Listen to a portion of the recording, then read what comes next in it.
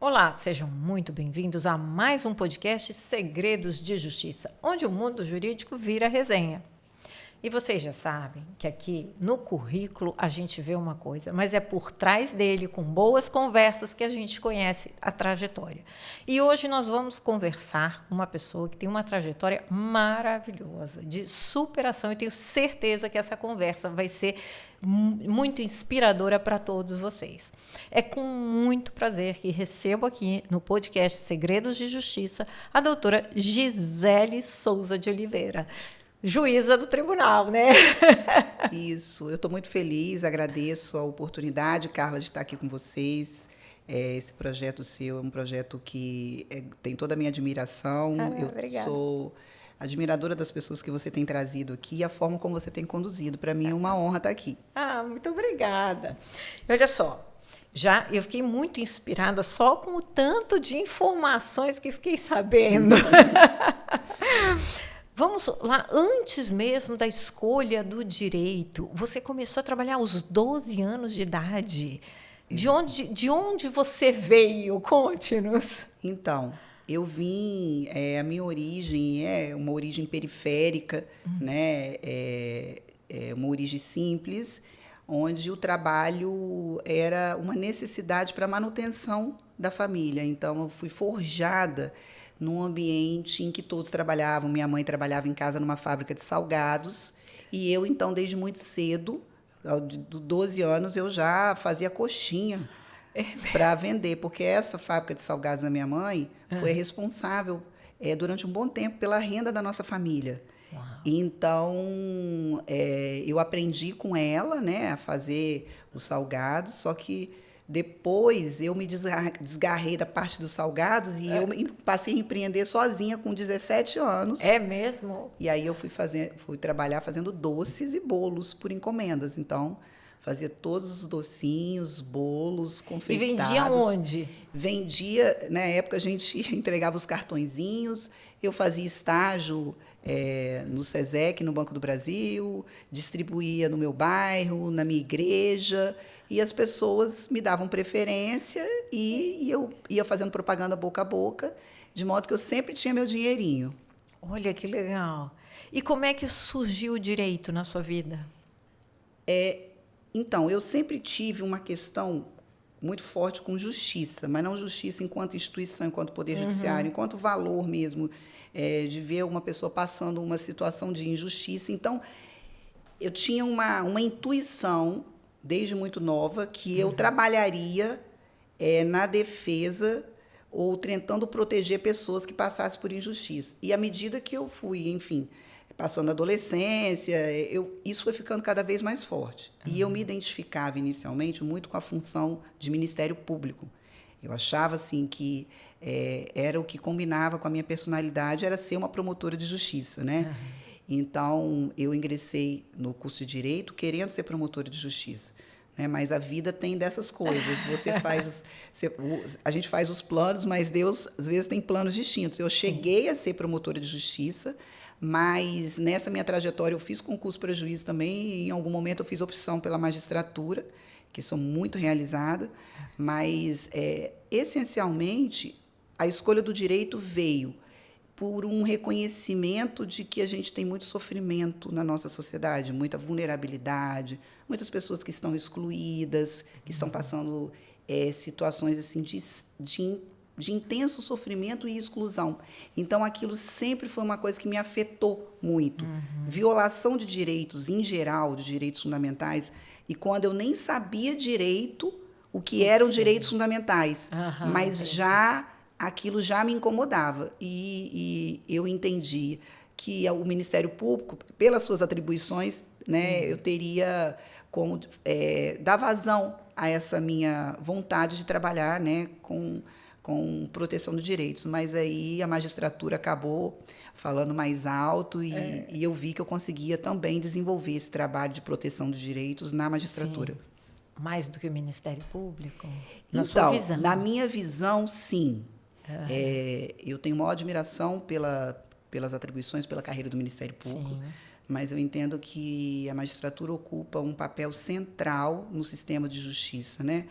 Em razão das suas atribuições constitucionais, porque a Constituição atribui ao juiz o papel de proteger os direitos fundamentais. Sim. Às vezes as pessoas confundem um pouco e acham que o juiz tem um papel, por exemplo, de garantir segurança pública ou punitivista, mas o papel essencial do juiz é garantir proteção dos direitos humanos, no sentido de que ninguém tenha a sua esfera jurídica violada. É isso que a gente tenta fazer, né? Mantendo o equilíbrio. Manter mesmo, o né? equilíbrio, exatamente. Legal. Sempre foi muito estudiosa? Sempre acreditou muito no estudo? Muito. Eu Até sou, hoje, pelo visto, eu sou, né?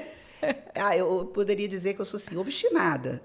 E eu fiz escolhas na minha vida, escolhas difíceis. E essas escolhas difíceis que me trouxeram até aqui. Então, entre escolher, por exemplo, ir para a praia com as minhas amigas no sábado, quando eu tinha, sei lá, 18 anos, e eu amo praia, eu optava por ficar em casa, numa casa que era num subsolo, sem janela, quente, Nossa. estudando, porque eu estava determinada que eu queria passar no concurso público. Porque todos esses bicos que eu fazia, lógico que nesse trabalho informal você tem uma série de inseguranças. Eu almejava ter um cargo público. Então, assim, eu fiz 18 anos, falei, vou enveredar pelos concursos públicos, porque eu acho que é uma porta interessante para mim. Então, eu fui focada e comecei a passar um concurso atrás do outro. Então, para isso, eu tive, tipo assim, salário, recebi o salário. Meu salário era todo destinado à compra de livros. Nossa! Todo. Eu não comprava roupa, eu tinha, sei lá, 4, 5 roupas. Eu não queria, eu estava focada em comprar os livros, porque eu precisava dos livros para estudar. Então, eu tive que fazer essas escolhas difíceis. Então, o que me trouxe até aqui, eu acredito que esse foco e essa determinação e a capacidade que eu tive em alguns momentos de fazer essas escolhas difíceis. Que o mais fácil é você optar pelo que é prazeroso naquele momento. Claro, né? mais fácil. Mas eu tinha uma visão mais ampliada no sentido de que eu não vou poder ir à praia hoje, mas quando eu passar no concurso, eu vou poder ir numa praia fora do país ou num outro estado, que a praia não vai acabar hoje, no dia de hoje. Né? Então, é isso. Eu sempre acreditei no poder do estudo e na disciplina. Então, eu me considero uma pessoa disciplinada. Lógico, eu, Gisele, não acredito na meritocracia. Eu acho que meritocracia é uma falácia, porque as pessoas não partem do mesmo ponto de partida. Né? Então, assim, pode parecer que o meu discurso é um discurso que está fazendo uma apologia à meritocracia, mas não é. Eu, em alguns momentos, eu acredito que eu tive lampejos de oportunidades. Por exemplo, o fato de eu ter tido um pai e uma mãe, né, que eu tenho até hoje, graças a Deus, estão vivos, que me incentivaram, mesmo sem eles terem estudado, porque eles não têm curso superior, sobre o valor da leitura e do estudo, isso, de certa forma, incutiu em mim esse valor. Então, mesmo estando num ambiente de precariedades materiais, eu sempre consegui algum livro.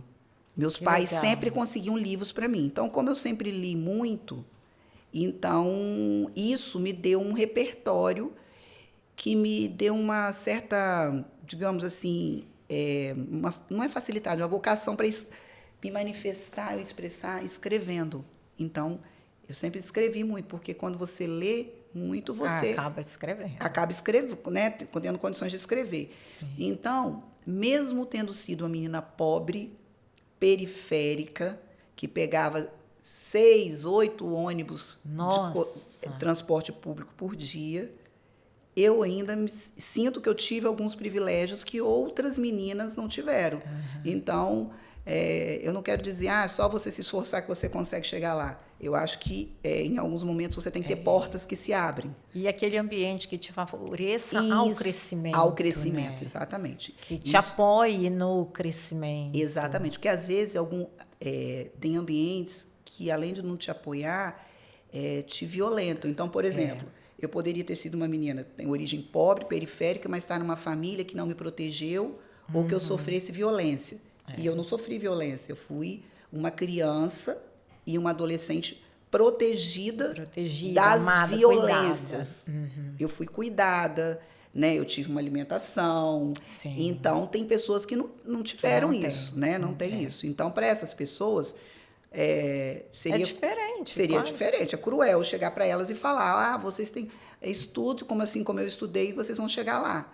Não vão, porque o ponto de partida está muito diferente. Né? Então, eu gosto muito de relatar essa história, essa minha trajetória, porque ela me ajuda a ter os pés no chão.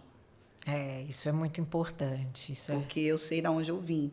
Então, quando eu lembro disso, da minha origem, eu sei de onde eu vim e meus pés estão para me deslumbrar com eventuais situações. Não, falei para vocês que é inspiradora a história. E você gostar tanto de estudar, foram 8 concursos, no seu currículo são 8 concursos? 8 concursos. Desde jovem, você está falando que prestou concurso aos 18 19 anos?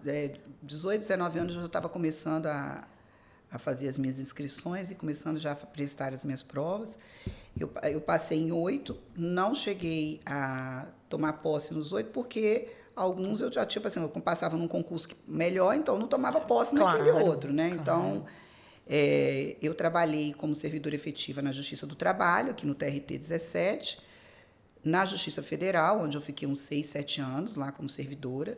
Depois da Justiça Federal, eu fui para o Ministério Público e depois do Ministério Público para a magistratura. Nesse meio tempo, eu passei em outros concursos na Justiça Estadual, mas não cheguei nem a tomar posse, como oficial de justiça, escrivão, porque eu já estava tomando posse no MP, então não valia a pena. Não valia a pena, né? Sim.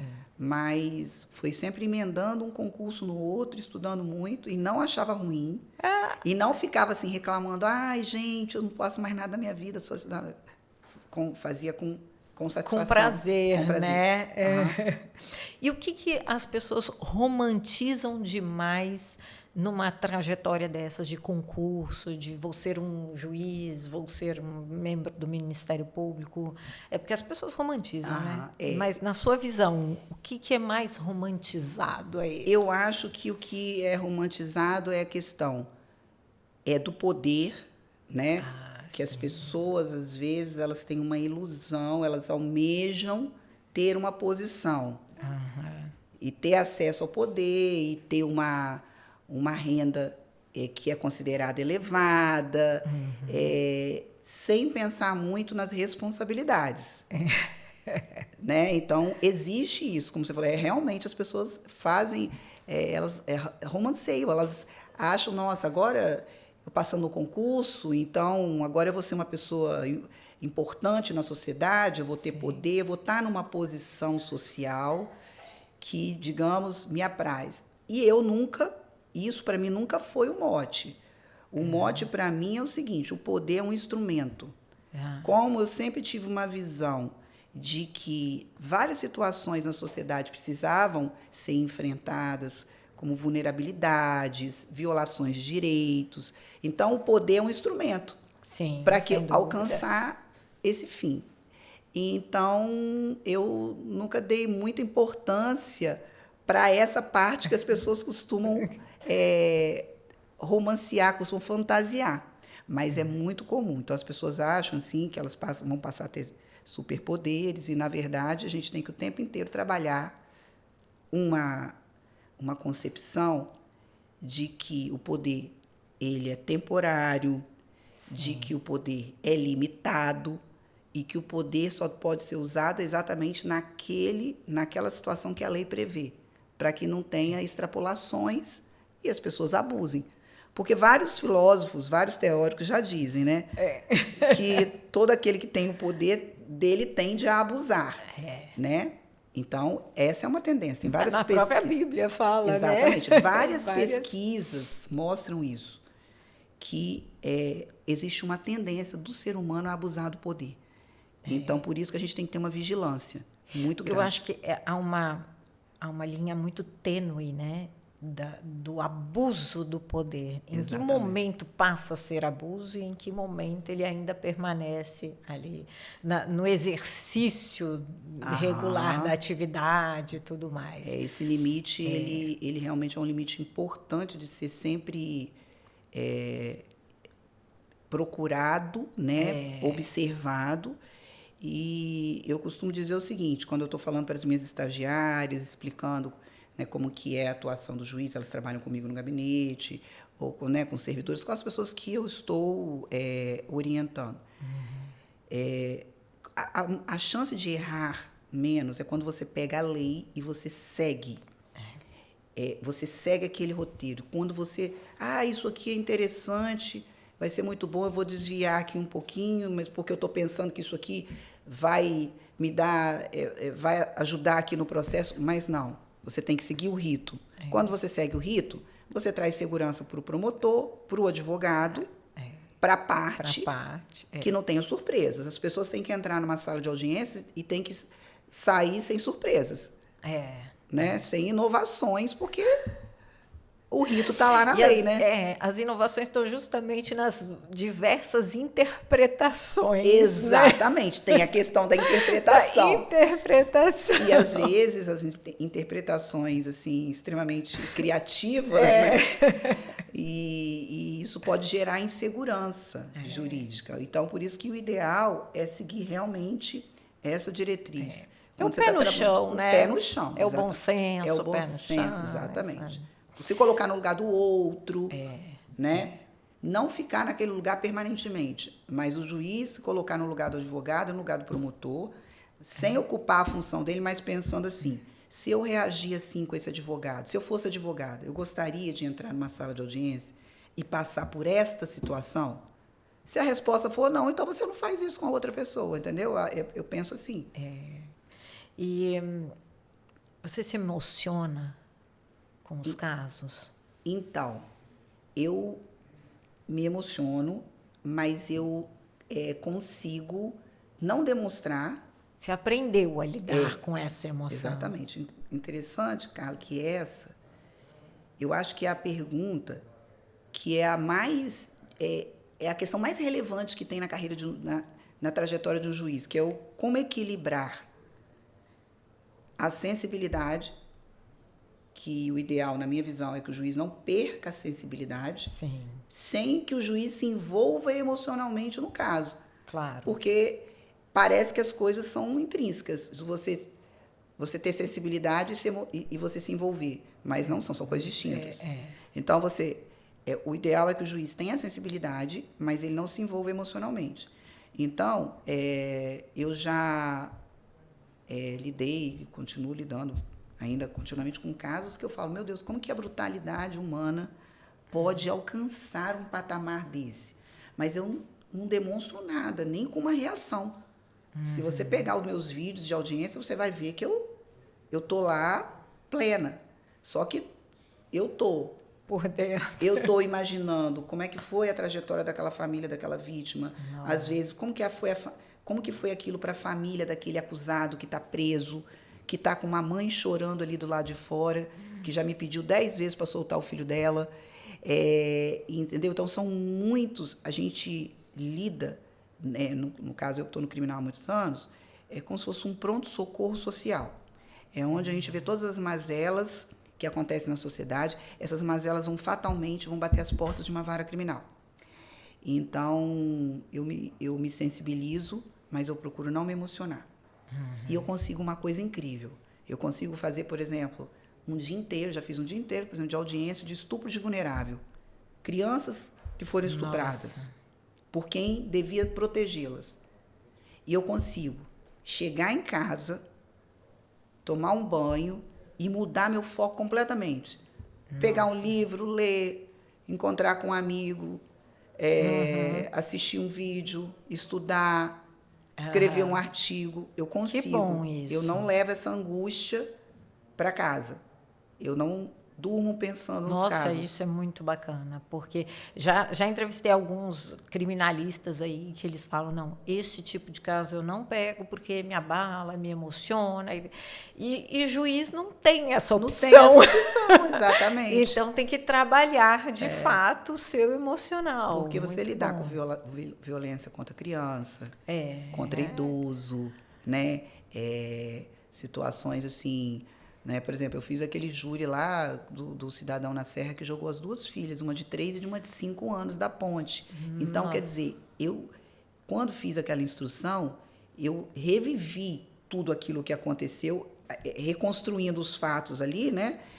Nas audiências, no júri, e eu vi ali o sofrimento daquela mãe, daquela família, daquela avó, e, ao mesmo tempo, olhando para aquele homem tomado pelo vício do crack. Nossa. Com vício de alcoolismo, vício em crack. Um homem também que veio de uma situação de violência. E aí você tem que colocar aquilo tudo no radar, manter o equilíbrio, e não pode se emocionar, tentar conduzir com a maior serenidade possível e ir para casa, tomar um banho e pegar um livro para ler, assistir um filme, conversar com a família, conversar com um amigo, porque a gente tem que ter uma outra visão. Senão, imagina, a saúde mental dos juízes, que, na verdade, está muito afetada. Nem todo mundo consegue fazer essa separação, mas o ideal é que consiga. Porque o juiz, como você disse bem, Carla, ele não tem como escolher. Ele não tem. O advogado pode falar, essa causa aqui eu não vou atuar. Exato. Mas o juiz, uma vez que é distribuído o processo para ele tem que atuar, né? Exatamente. Ele não pode deixar, né? Exatamente. Ele não pode deixar. Qual o caso que você nunca esqueceu?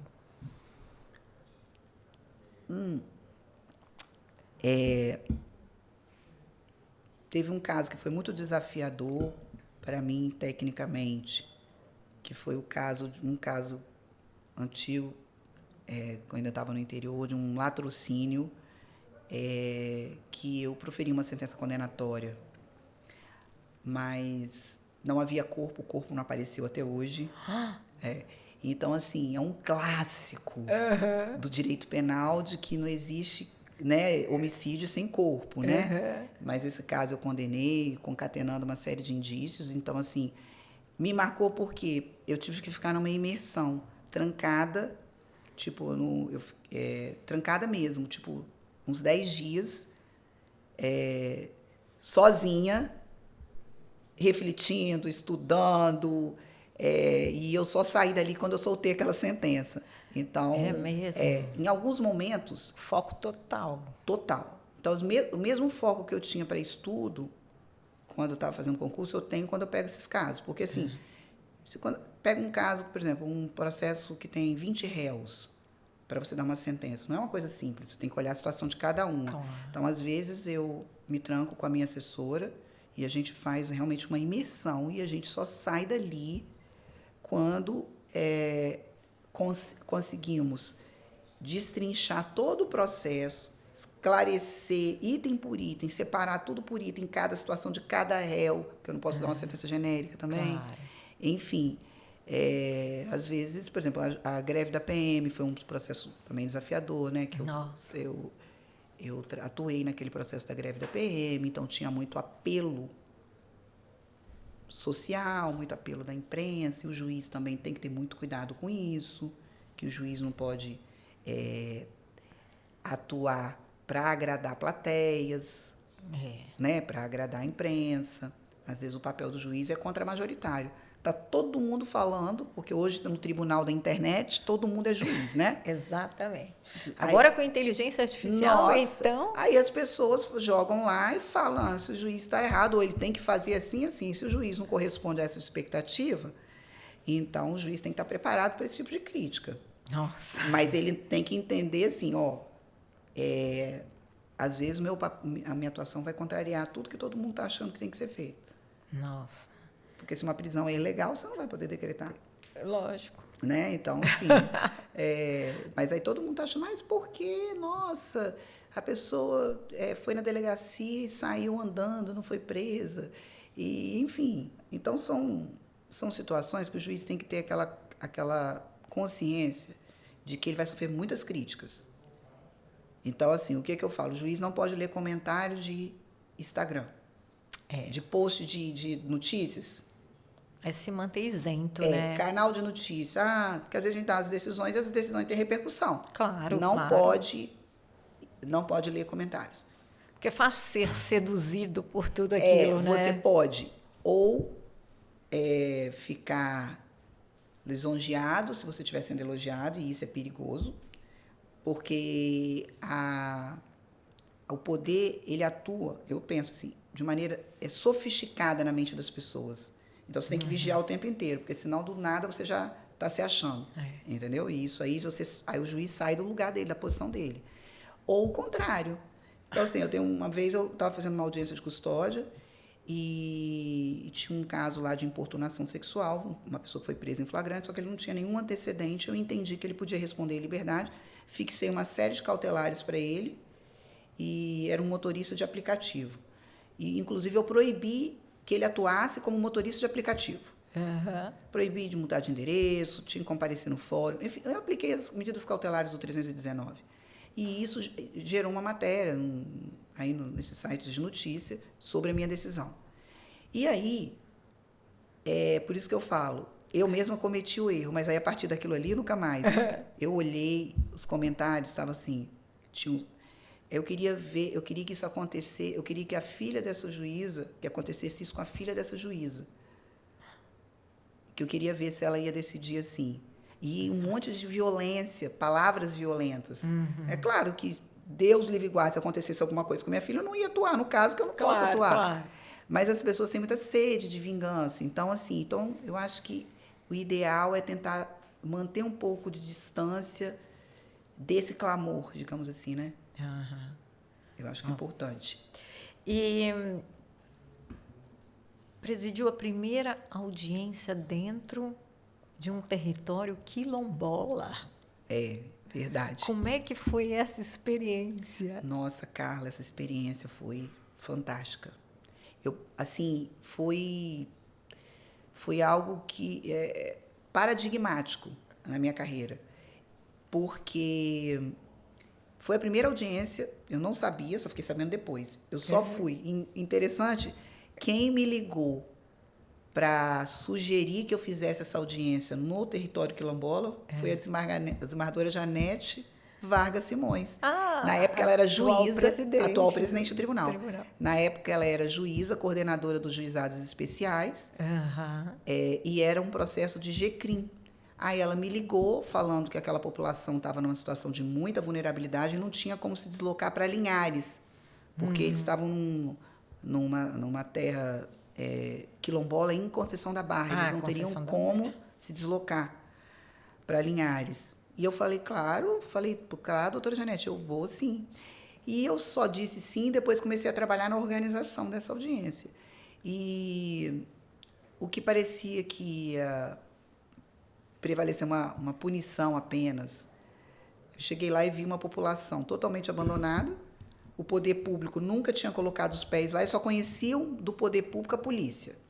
Mais ninguém. Então, quando eles viram que uma juíza foi lá, e aquilo foi significativo. E assim, a gente conseguiu conduzir um acordo em que eu chamei o prefeito lá, e o resultado dessa audiência, que era criminal, mas acabou rendendo uma sala de aula para as crianças e uma sala para o médico da saúde atender essa população lá. Como uma unidade de saúde, quase. Conseguimos fazer isso nessa audiência, em que eles estavam respondendo por um crime.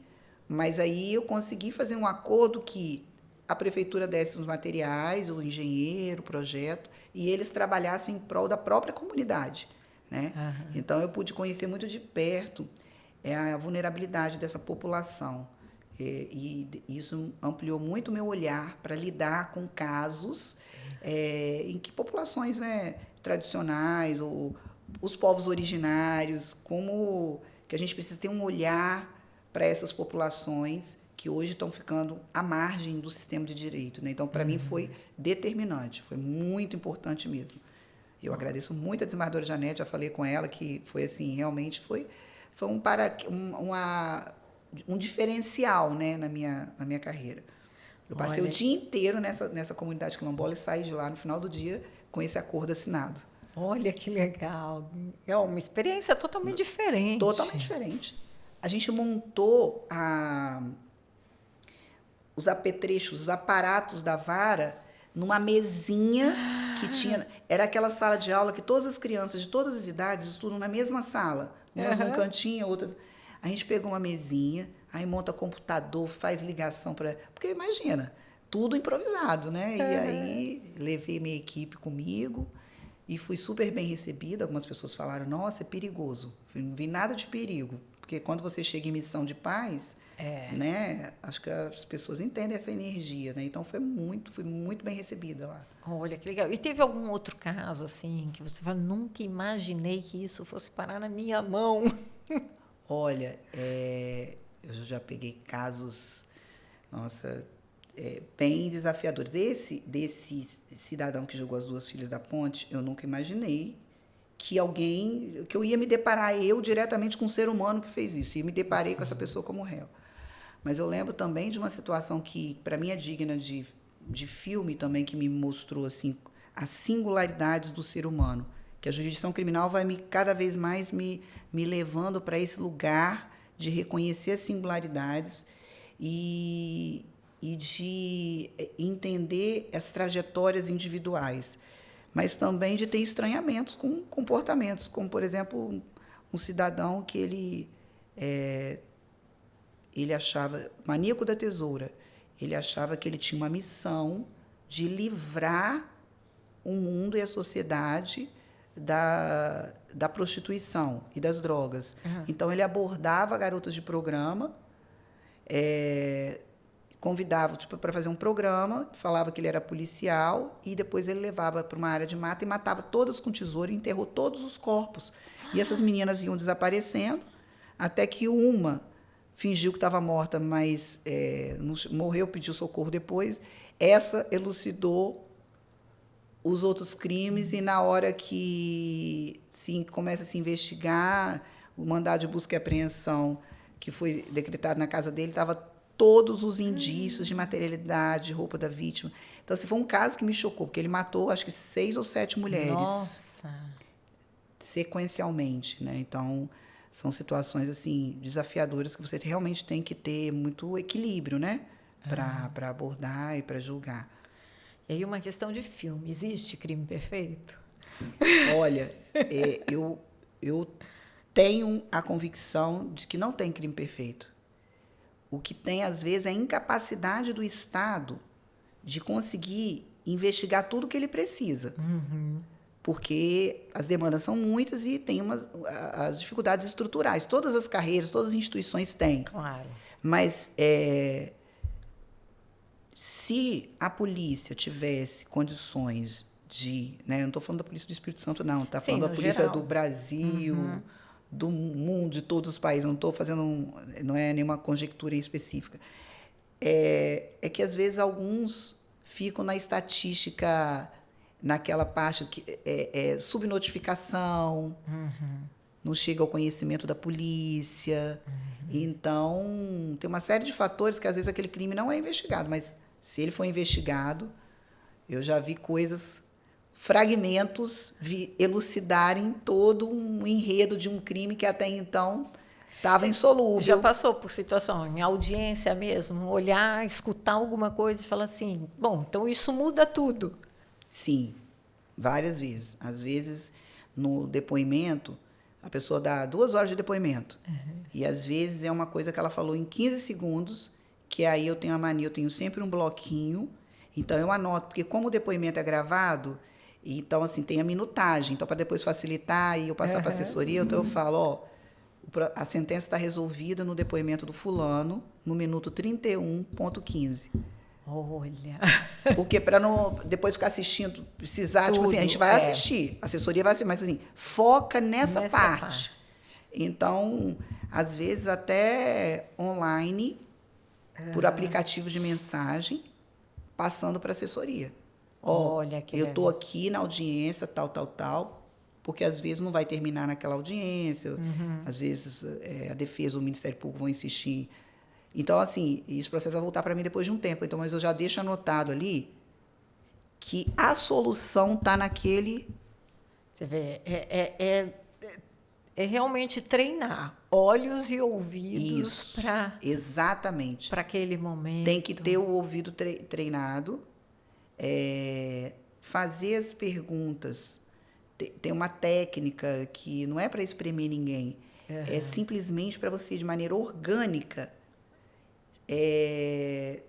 tentar entender se aquela pessoa não está chegando ali toda orientada, já, né, com tudo na cabeça, com as respostas treinadas. Então, existem formas que você pergunta às pessoas que ela não consegue sustentar aquilo que ela trouxe, no sentido da orientação, né? E aí você vai desmistificando muitas coisas. Então, às vezes, eu demoro muito em certos depoimentos, mas eu já descobri coisas, assim, incríveis na hora que eu uso algumas estratégias. Então, vamos imaginar uma situação que um cidadão estava acusado de ter praticado um estupro contra uma enteada. E aí, até então, tu pensa, esse cara a visão de quem estava no processo, ele está condenado pelo tudo que está aqui. Mas no depoimento da vítima, eu fui conversando com a vítima sobre coisas que ninguém nunca imaginou que eu fosse conversar. Eu comecei a falar, me fala do seu pai. Eu sabia que o pai dela tinha morrido. Eu estava no processo. O pai dela morreu quando ela tinha 12 anos. Me fala do seu pai. Essa menina mudou. O olho dela brilhou, ela começou a falar do pai. E eu falei, nossa, essa memória do pai dela é muito importante. Eu comecei a puxar um fio do pai. Enfim, foram horas. E, no final das contas, quando eu venho puxando esse rolo, ela falou, fulano não fez nada comigo, não. Eu que inventei, porque eu não gosto dele. Eu não gosto que minha mãe namore com ninguém. Olha só. Só que, até então, ele estava preso há 3 meses. Ou seja, eu vim trabalhando isso com ela em camadas. Por isso que a gente tem que tomar cuidado com essa coisa assim, que às vezes vem lá de cima do Conselho Nacional de Justiça. Tem que produzir, mas nós estamos lidando com vidas humanas. E assim, para produzir, às vezes você tem que marcar muitas audiências. Então, assim, o ideal é que o juiz julgue no tempo certo, não deixe os processos atrasados, mas também que ele consiga dar atenção para os casos, né? Claro. Ouvir as pessoas com cuidado. Claro. Estar atento a essas nuances. Porque se eu simplesmente perguntasse para ela assim, como o Ministério Público já tinha perguntado, você confirma o depoimento? Promotor e advogado fizeram diversas perguntas. Mas eu senti algo que tinha alguma coisa a ver, que eu tinha que buscar lá na memória do pai dela, e isso veio destravando uma série de situações. E essa menina, em algum momento, ela se sentiu à vontade de falar para mim, não, eu menti. Você vê, é aquilo que nós falávamos no início, né? É a sensibilidade. Exatamente. No momento também. A sensibilidade sem o envolvimento emocional. Que na hora que o juiz se envolve com o processo, ele tem que sair do processo. Ele tem que averbar a suspeição dele e sair, porque né, não vai gerar uma boa decisão quando você está envolvido emocionalmente com o processo. Agora a gente entra num momento de bate-pronto. Justiça é? Dar a cada um o que é seu, de acordo com as suas necessidades, e promovendo pontos de partida similares para as pessoas. Né? Tentando colocar as pessoas dentro de um cenário de equidade. Audiência virtual ou presencial? Eu acho que temos espaço para as duas. Tem algumas audiências que elas têm que ser presencial, mas eu acho que a tecnologia virtual veio para ficar e gera mais comodidade para vítimas, testemunhas, advogados. Tem preferido, assim, na minha experiência, eu tenho visto que eles têm preferido. Um livro. Um livro. Nossa, gente, são tantos livros, mas um livro que me marcou e me marca é O Processo, de Franz Kafka. É muito bom. Esse livro é um paradigmático para mim. O que diria para quem diz que juíza tem vida fácil? Nossa, eu falaria que quem vê o close não vê o corre. O que diria para alguém que está começando hoje?